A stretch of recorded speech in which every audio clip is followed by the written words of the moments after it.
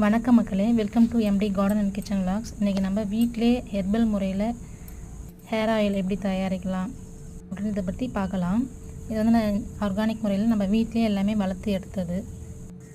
மருதாணி, அவுரி, கருவேப்பிலை, வேப்பிலை, பொடுதலை பொடுகு, கற்பூரவள்ளி, துளசி, செம்பருத்தி பூவு, இலை, இது எல்லாமே நம்ம தோட்டத்துலேருந்தே எடுத்தது தான் எல்லாமே.